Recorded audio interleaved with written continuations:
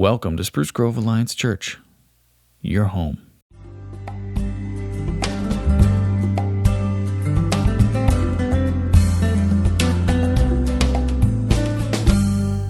I'm a bit restless today, and I don't know why. I didn't sleep last night. My wife sees all this. She says there's something off, and I don't know what it is, but we're going to jump in anyway. Today, we need to do some loving God with our mind before we love Him with our heart. But I think it will be worth it if you just stick with me.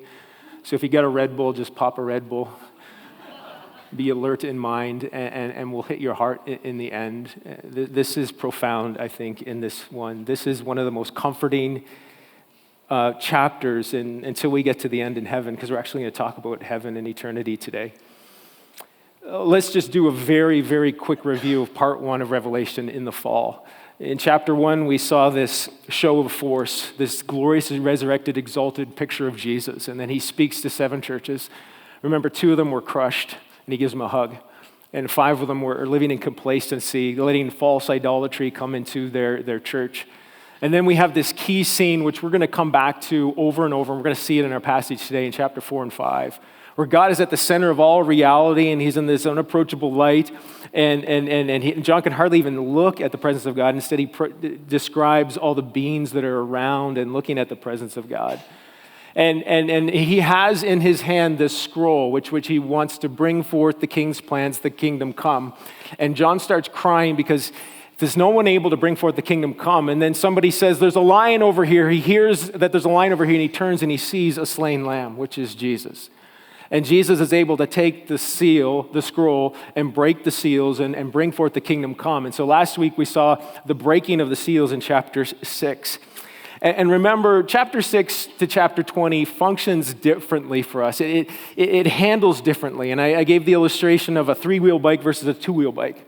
We train our brain to ride a 2-wheel bike, but if you were to get on an adult-sized tricycle, it wouldn't feel the same way. And same way when we get to 6 to 20, because of circular thinking, not linear thinking. And so it's a recapitulation of the exact same time between Jesus' 2 advents, his first advent and his unknown second advent, yet we call that the last days or the tribulation. And it recapitulates that same period of time, the 7 seals, the 7 trumpets, and the 7 bowls, all talking about the kingdom come from a different perspective, kind of like the movie Vantage Point, where you see it from different perspectives, and each of them is a distinct prophetic message of discipleship to the 7 churches. And we saw that each one of these, and we're going to see that each one of these cycles of 7 follow a similar pattern. 4 rapid, and the 4 horsemen last week, and then there's 2 longer subsections, and then there's this interlude.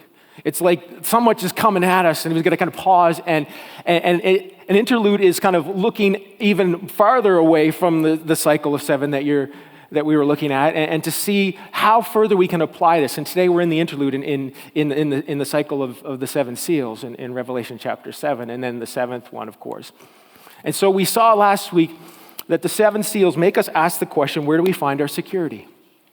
There's so many places we can find our security. Where do you get that sense of everything is going to be okay?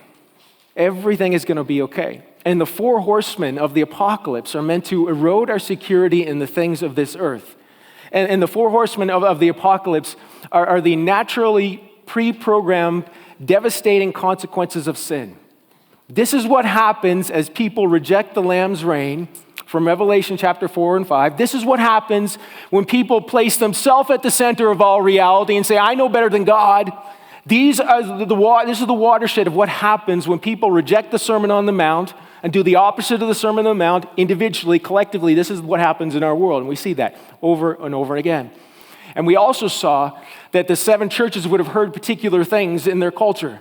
Don't put your security and hope in Rome, because Parthia can overtake Rome.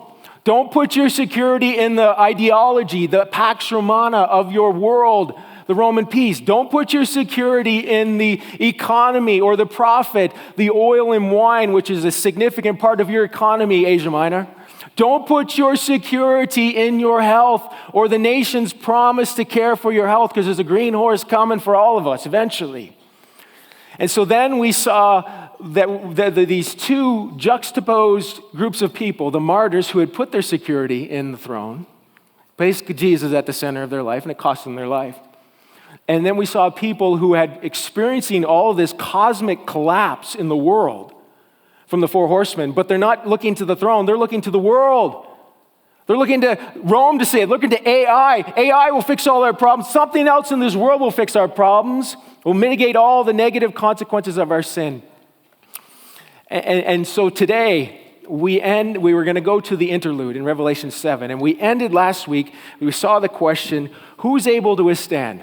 Who's not going to get trampled by these horses? Who's the ones who, like, it seems hopeless. These four horsemen are just coming, and we're meant to feel this shudder in our soul when the angels say, come, come, and the horsemen are just galloping towards us. Who's not going to withstand that? And so Revelation 7 answers this question. So let's get into it. Does this guy look like me? This is an ancestor of mine. My mom's maiden name was Freeman, Blanchard Freeman. He fought in World War I, and he actually fought in Vimy Ridge. And we have some stories that have been handed down from in our family of just little fragments of pieces of information of when he was in the war. These guys obviously don't talk about this a whole lot, but there's pieces of fragments. My mom, so this would be my grandfather's cousin, so very distant ancestor, kind of weird in the cobweb. But my mom inherited a house that he had given to his niece. He came back from the war, never married, but he had given this house to his niece, and we found all of these artifacts in the house. My mom did. All these artifacts from World War I, all the paperwork, and it's just fascinating to read all of this sort of stuff. And we'd heard stories of him and Vimy Ridge. Vimy Ridge is very famous in our Canadian war history, by the way. This is one that kind of solidified us as a nation, where we did amazing things in World War I. And he fought in that. We heard kind of fragments of the story. And we got this piece of paper, and there's more to it, but it has all these war codes in it, which are completely inscrutable to us. Like there's a date, and then there's a war code, which if you're in the military, those war codes mean something. And they obviously change over time. And so I still have a really good friend who works at the Royal Museum in Edmonton. And he's part of the War Department. He's in charge of it. He studied war history. He's kind of a master's in World War I and World War II history. And so I took him these papers, and I said, can you help me decode these inscrutable codes to maybe see what went on? Because there's a date and there's this. And he goes, oh yeah, this is easy, because he knew it off the top of his head.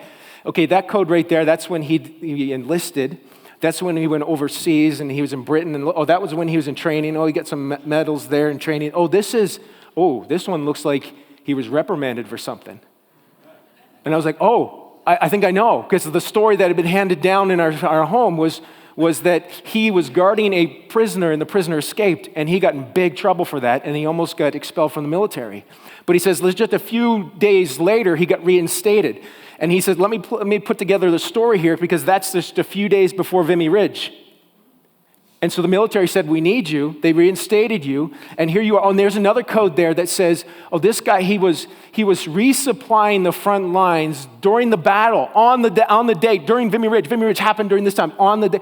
And then here, during Vimy Ridge, he got a medal for courage under fire, for doing his task for courage under fire.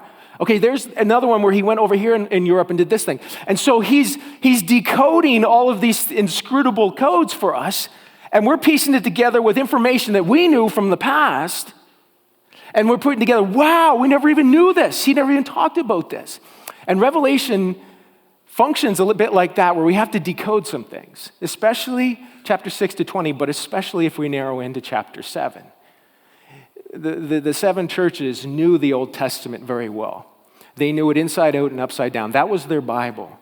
And in this section, as we're going to see, John uses all of these different allusions, a very quick allusion to something in the Old Testament. And if you don't know the Old Testament, if you don't know the code, it makes no sense to you. It's completely inscrutable.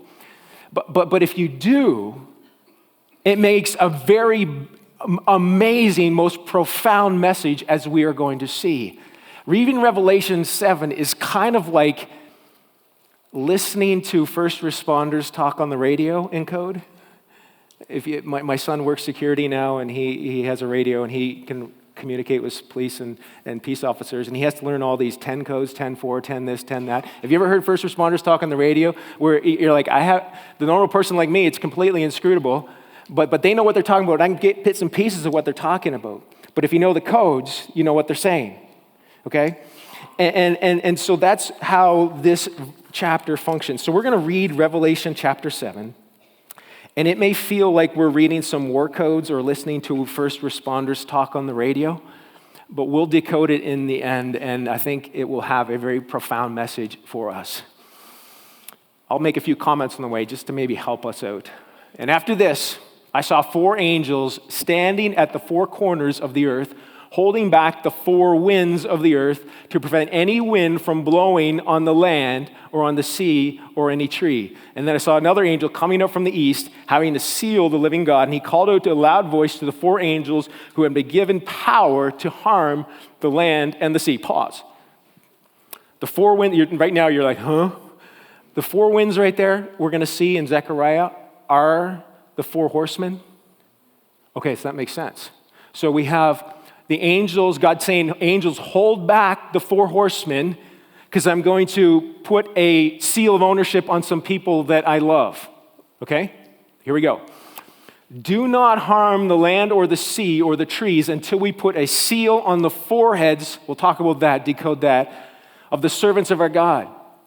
And then I heard the number of those who were sealed, 144,000. Here's the famous 144,000. It's easy. We'll get in there. Now, just let me go to another slide here. Pay attention. I've said this over and over. Pay attention in Revelation to what John hears and what John sees. We've said this over and over that it's like the play-by-play color commentary when you're watching a hockey game. Both of them help you understand the game. Both what John hears and what John sees give you a fuller understanding of the vision that he is experiencing. Just like John heard, there's a lion over here, and he turns and he sees a lamb. That's drastically different. Top of the food chain, bottom of the food chain. But that gives us a fuller picture of who Jesus is, the lion and the lamb. We just sang about it, okay? So John hears 144,000, okay, from all the tribes of Israel. So I'm hearing Israelites. There's 144,000 of them. From the tribe of Judah, 12,000 were sealed. Notice this list. We'll talk about this. It's off.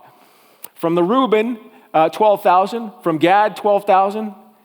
Asher, 12,000. Naphtali, Manasseh, Simeon, Levi, Issachar, Zebulun, Joseph, and Benjamin, all 12,000. And after this, I looked. So he's seeing something. And there before me was a great multitude that no one could count from every nation, tribe, people, and language. So the 144,000 is the great multitude. It's not Israel. Is the multitude from every nation, from every tribe, from every language. Okay? Who can withstand the 4 horsemen? These, the multitude and the 144,000 are standing before the throne and before the Lamb. And they are wearing white robes and are holding palm branches in their hands. This goes back to the 5th seal. They're wearing white robes, the martyrs. And they cried out in a loud voice, "Salvation belongs to our God who sits on the throne and to the Lamb." There's Revelation 4 and 5. We're not going to get rid of that. That's an important key vision in Revelation. And all the angels standing around the throne and around the elders and the 4 living creatures. Here we are back in the throne room scene, the concentric circles of worship. They fell down on their faces before the throne and worshiped God, saying, "You nailed it, people. Amen. Praise," count it 7, "praise and glory, wisdom and thanks, honor, power and strength, complete worship be to our God forever and ever. Amen." And then one of the elders asked me, "These in white robes, who are they and where do they come from?" And I answered, "Sir, you know," I'm completely out of my element here, angel, so help me out. And he said, "These are those who have come out of the great tribulation between Jesus' 2 advents, the last days. They have washed their robes and they've made them white in the blood of the Lamb. Therefore, they are before the throne of God, and they serve him day and night in his temple, and he who sits on the throne will shelter them in his presence. Now here's the picture of heaven. And never again will they hunger, and never again will they thirst, and the sun will not beat down on him, nor any scorching heat. For the Lamb at the center of the throne will be their shepherd, and he will lead them to springs of living water, and God will wipe every tear from their eyes. Now, if we decode some of these things in here from the Old Testament, and we combine it with our working knowledge of the New Testament and Jesus, there's going to be a profound message here. And this interlude, it kind of feels like a bit of a dream, if you noticed. You have 144,000, which is the multitude from every nation. You have people washing their clothes in red lamb's blood and making them white, which is a bit weird, juxtaposition. And then you have the lamb who's a shepherd. Okay, so it functions a bit like a dream here. Now remember, Revelation, just like Lucy showed us last week, takes imagination. Not to go beyond what is written, not to go beyond what is written, but to imagine what these symbols represent based on the previous 65 books. Revelation tells us nothing new. It just retells the same truths from the previous 65 books in kind of hyperbolic word pictures that give us a spiritual perspective different from the physical one that we're experiencing. And so we need to decode some things here from the Old Testament, and we're going to see this whole message pop. And so he sees the four winds, and the church who knows their Old Testament well, the seven churches, they swim in the Old Testament. They would have gone deja vu. Wait a second, this is from Zechariah chapter 6, where he sees four horsemen as well. And he asked the angel who's speaking to me, "What are these, my Lord?" And the angel said, "These are the four spirits, or the four winds of heaven going out from standing in the presence of the Lord." Okay? And so the angels are holding back the natural, pre-programmed, devastating consequences of sin until God singles out his people. Now, here's where you cannot read Revelation in chronology. What John sees and hears next is not necessarily what happens next, because he's stepping outside into this interlude and saying, "Let me help you apply this." Okay? So he's holding back the four horsemen so that there's a group of people that don't get fully trampled by them. So then we need to decode the seals on the forehead. And if they had heard this, the early church, they would have gone to Ezekiel chapter 9, where God tells the angels, because of the sin of the people was exceedingly great, he's going to pour out some devastating wrath on his people. But before he does that, he tells the angel to go through Jerusalem and put a mark on their foreheads of those who grieve and lament over all the detestable things that are done. It's a spiritual mark. So he wants you to mark the people who are in sync with my heart. God says, go to angels, go and mark these people with a spiritual mark, because I'm going to pour out my devastating wrath on them, put a spiritual mark on them, because they're in sync with my heart. They're grieving. Their heart is broken over the things of the world that breaks my heart as well. We know in the New Testament as well that we are sealed by what? God's eternal presence, his Holy Spirit. Over and over it tells us that is a sign of ownership. So this marking, this seal is a sign of ownership. He is marking those who are his. Last summer I went to the Calgary Zoo. Anyone ever been to the Calgary Zoo? Anyone ever been to the Calgary Zoo on a long weekend? Don't do it. But that was the only weekend we had, and it was just a host of a multitude of people, lineups. I love the Calgary Zoo, but that is not the time to go.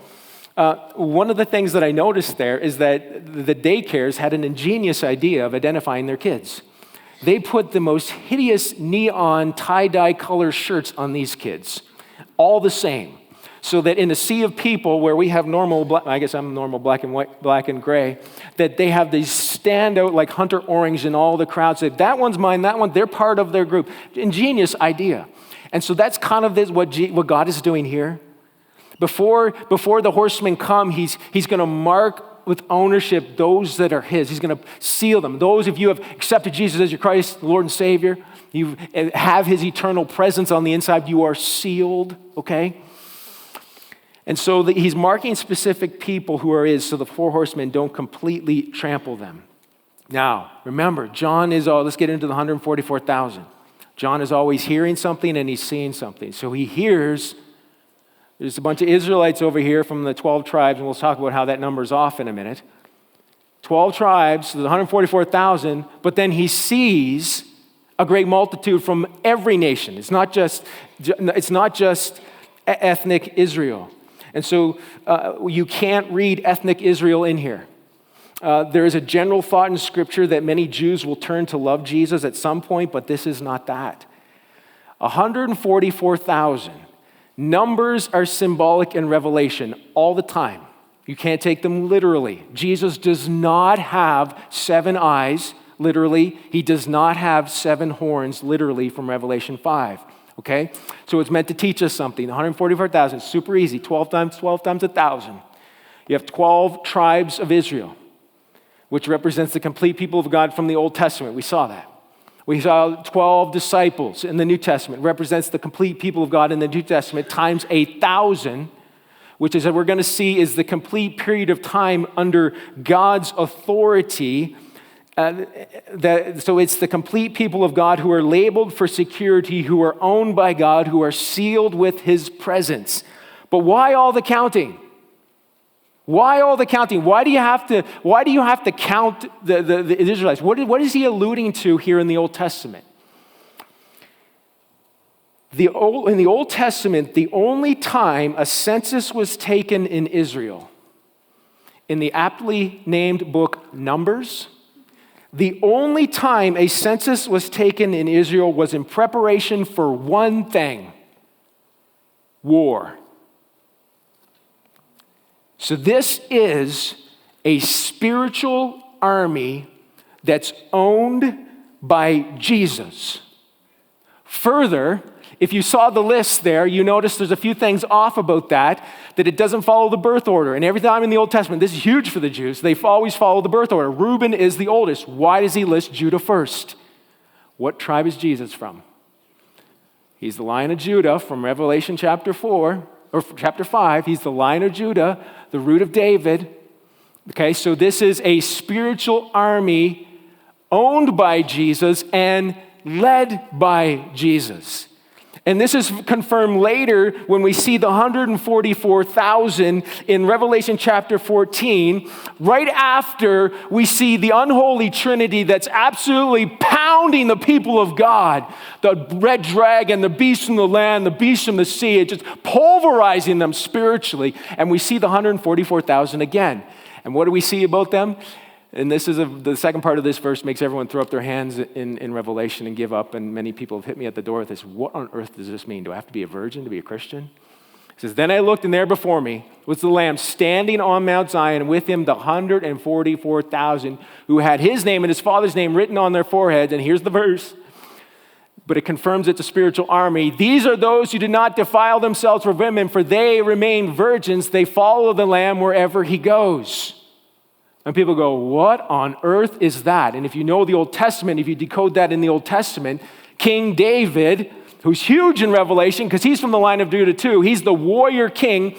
And his mode of operation we see in 1 Samuel chapter 21 is that he told his soldiers, he forced his soldiers to abstain from sexual relations with their wives in preparation for going to war and during war. Why?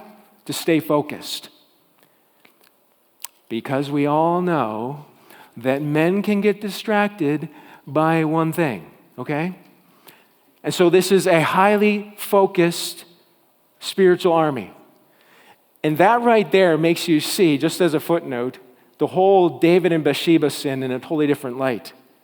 Remember, David commits adultery with Bathsheba, impregnates her, and he tries to cover up her sin. So what does he do? He calls Bathsheba's husband home from the war, who's fighting for David, and comes home and says, hey, go home, sleep with your wife. Enjoy your wife, and maybe you'll cover up my sin, and maybe you'll think that the child is yours. But what does Uriah do? He won't go home. He sleeps at the king's gate because he's remembered the previous command from King David to stay highly focused during this battle. And so this is a spiritual army. This 144,000, this great multitude, is a spiritual army that's owned by Jesus, it's led by Jesus, and it's highly focused on Jesus. They follow the Lamb wherever he goes. Okay? And so we ask the question, who can stand at the end of chapter 6? After this, I looked before me, and there was the great multitude and the 144,000 from every nation, and we are standing before the throne and before the Lamb. So they have won the spiritual battle over darkness because they have placed Jesus at the center of their life. Even though they have been trampled temporarily by the four horsemen, they're standing eternally. They found their security in the throne of God, not in the things of this world. They're like, salvation belongs to our God who sits on the throne and to the Lamb. So they have lived in sequence with the Lamb on the throne and not in sequence. They're a non sequitur. It doesn't fit with the world, but it does fit with the center of all reality, a God in the center of the throne. Because they're like, salvation belongs to our God who sits on the throne. They follow the Lamb wherever he goes, even to death. So they have applied the cross in two ways to win the spiritual battle. Not just in the cleansing that it provides, that's very important. They've washed their bloods and they've washed their clothes and made them clean in the blood of the Lamb, the cleansing that it provides, but also in conformity to the way it calls us to live, to die to self. Do you see that? Do you see why the cross is so central to our faith? Do you see why it's on our church? Do you see why Christians celebrate the cross and the slain Lamb? Because it is everything. We find our cleansing for our sin through the cross, and we find a mode of operation. We've got to live in conformity to it. You could think of it this way. Pastor Keith, his vision verse this year is perfect, fits perfectly with Revelation 7. I have been crucified with Christ, and I no longer live, but Christ lives in me. The life I live in the body, I live by faith in the Son of God who loved me and gave himself for me. They have appropriated, they have applied the cleansing and the conformity to the cross in order to win this spiritual battle. Deep breath. Here we go. Let's talk about martyrs for a moment. Let's talk about those who follow the Lamb wherever he goes, even to death. So when the world tramples a Christian, when the world kills a Christian, when evil, shall I say, kills a Christian, controlled by the darkness, they think that they are taking the most valuable thing away from them, their life. Why? Because according to the unbeliever, according to the non-Christian, their life is the most valuable thing to them. Does that make sense? Their life, what are you, Canadian average age 75? 75 years is all that they have, and they want to cram as much stuff as they can and money and get as much as they can out of this life right here and now. And so they think, this is all I got. If I take what all I have here, and this is the most valuable thing to me, from them, it's going to ruin their life. It's going to destroy everything. You can think of it this way. I had a friend when I was in Bible school, and I had no money. He said, I want to take you to Tim Hortons. I was like, okay, I don't have any money. He said, I'll pay for you. Okay. Now, those who know me, don't try and fix me, but no, I hate white creamy things, okay? Mayonnaise, sour cream, whipped cream, cream cheese, I hate it. I think it's in Revelation as evil, okay, somewhere. I could probably find it in there, some cryptic code. It is horrible. Don't try and fix me. We're all God's wonderful creatures, okay, it just is. This dude goes to the Tim Hortons, and he stands up at the gate, and I think he's ordering his own meal, his own thing, and he goes, what do you want? I said, I want a hot chocolate. He goes, okay, I want a hot chocolate. Can you put something in it to make it real creamy? No, something even better. Do you got any like sour cream or cream? I'm like, are you kidding me? I was like, you're going to drink that? And he takes it and he hands it to me. And I go, are you Satan? Like, what is going on? Like, I'm not going to drink that. Because it was a high value for him. And so he thought it would be a high value for me. So when the world kills a Christian, they think that they're taking the most valuable thing away from a Christian because it's the most valuable thing to them. But the life of a Christian is not the most valuable thing to them. Jesus is. And you can't take Jesus away. They're eternally secure. In fact, when you take the life of a Christian, what happens? Jesus lives on in the other believers spiritually. And you know what happens? They're emboldened in their faith. And what do they say? The seed of the church is the blood of the martyr. The blood of the martyrs is the seed of the church. But the world kills a Christian. They think that they're taking the most valuable thing away from a Christian, but they're not. Because through a Christian, Jesus is the most valuable thing. Their life is not. Oh, even crucified Christ. Nevertheless, I live. But Christ lives in me. And the life I live is for the Father, it's for Jesus right now. My mom has molded me to who I am today.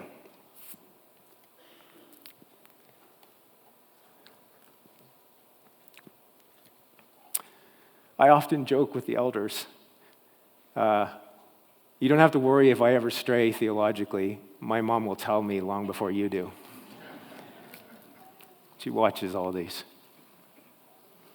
She shaped me and called me in the ministry and saw it and confirmed it in a way that is inscrutable I couldn't explain. But I had this reverse mentoring moment with my mom just a few years ago, interestingly enough, where she was like, oh yeah, you're right. And it was when I was, you might remember, I was going to South Asia. Not to Thailand where we just went, but to that other nation where our denomination, that hard and dark place, that nation where we determined as a denomination in Canada that we want to take the gospel to the hard and dark place. It's one of the top 10 most hostile nations to be a Christian. And this was like one of the most pioneering mission trips where they're going to take about a dozen of us pastors from Alberta and kind of pioneer and just establish some relationships and talk to the pastors there. And you might remember I was talking about it. It was kind of like I felt like a Navy SEAL. We were coming in hot and it's not stopping and we're jumping in the building and no one could see us and we had to be careful when we gathered and all this stuff. And I remember talking with my mom before I went there and she had heard all of the hostility that was happening towards Christians in this nation. And she goes, are you sure you want to go there? There's a lot of hostility towards Christians there. And I said, Mom, I'm already dead. I'm already dead. I've been crucified with Christ. And whether I go see Jesus face to face 3 days from now, 3 weeks from now, or 30 years from now is completely irrelevant. I'm already in eternity, Mom. She's like, oh yeah, you're right. And I remembered in that moment this verse that my mom had given me. And this is probably why Revelation is in my heart. And it was this verse where I was in grade 12 and I had this massive spiritual battle, and I'll tell about it someday, before I went into ministry. It was like Jesus in the desert, and I was just battling Satan. And I was talking with my mom about it, and Mom gave me this powerful verse right from Revelation 12, which talks about the red dragon. And she said, you'll overcome him by the blood of the Lamb and the word of your testimony, your public identification and association with Jesus. Jesus is your Savior and your Lord, and you push back the darkness with that. And I remembered this, and then I remembered the second part of this verse. It says that they did not love their lives so much as to shrink from death. See, Revelation is this call to radical discipleship.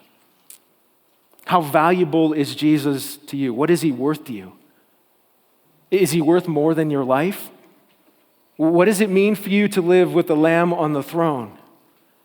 I'm sorry this morning if you came with some sort of hope for an Our Daily Crumb, some sort of speculation on Revelation and how these world leaders and stuff are going to fit in there. But Revelation doesn't allow for that. Revelation is a call to our heart to deep discipleship. How valuable is Jesus to you? What is he worth to you? Is he worth more than your life? And what's interesting, if we go back to the list of the tribes, there's a hidden code in here. Did you notice anything about that list? And maybe you didn't. Most people don't. That the list is off. John deletes 2, and he adds 2. He adds Levi, and he adds Joseph. Levi was the priest tribe. They didn't have any land. They were never counted for war. But what do we say in our doxology? He's made us to be a kingdom and priests. Okay.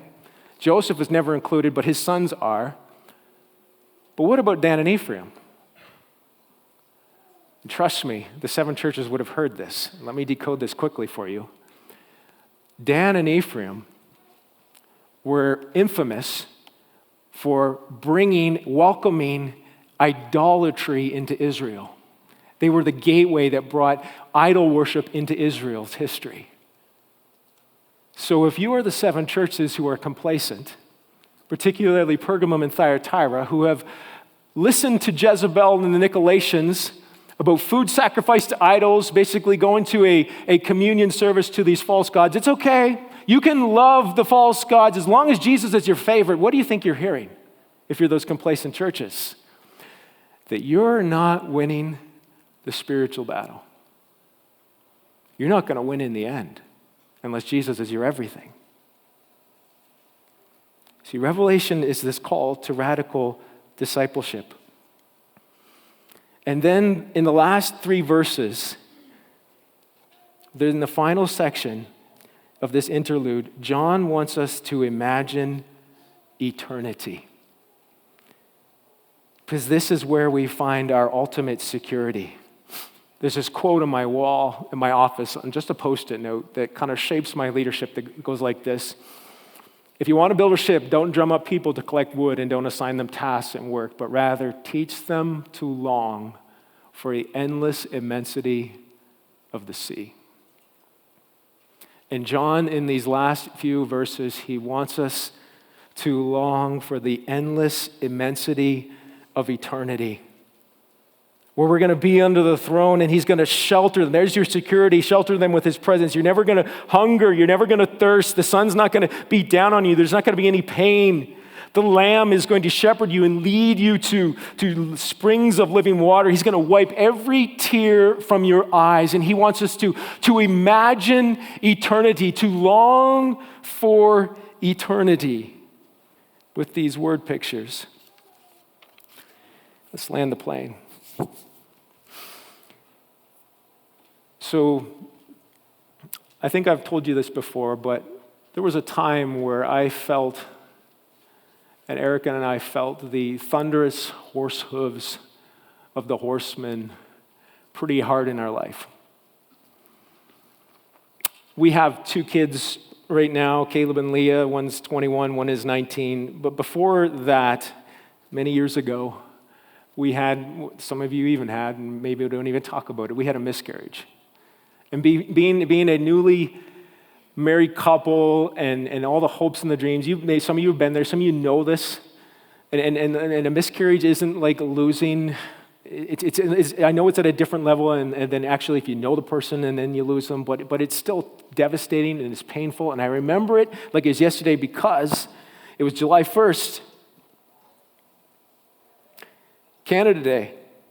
And here was this young couple in the dark sitting in our apartment building in Moncton, and we could hear the fireworks going off in the distance, and it felt like the whole world was celebrating while we were being trampled in the pain of this world. Fast forward 20 years. And we had this moment again where we felt trampled by the horsemen. The details are completely irrelevant, but I remember going to God and I said, God, I need to know it's worth it. God, I need a glimpse of eternity. I just kept praying that for weeks. God, I just need to know that it's worth it on the end of this. I just need a glimpse of eternity. And I'd kind of forgotten about that, and then I received a call from someone in my church. And she was, let's just say she was deeply in tune to the Spirit. She had a bit of a prophetic spirit. And she said, I have something for you. God woke me up this morning and he wanted me to paint a picture for you. I was like, oh, okay, great. Come on in. Come in later in the office. And she says, I think this is supposed to be a picture of your kids who are joyfully in God's presence. And I don't know why that verse was given me, but I wrote that on there. So I don't. But then on the way here, I realized you only have 2 kids. And she's like, would you like me to change it?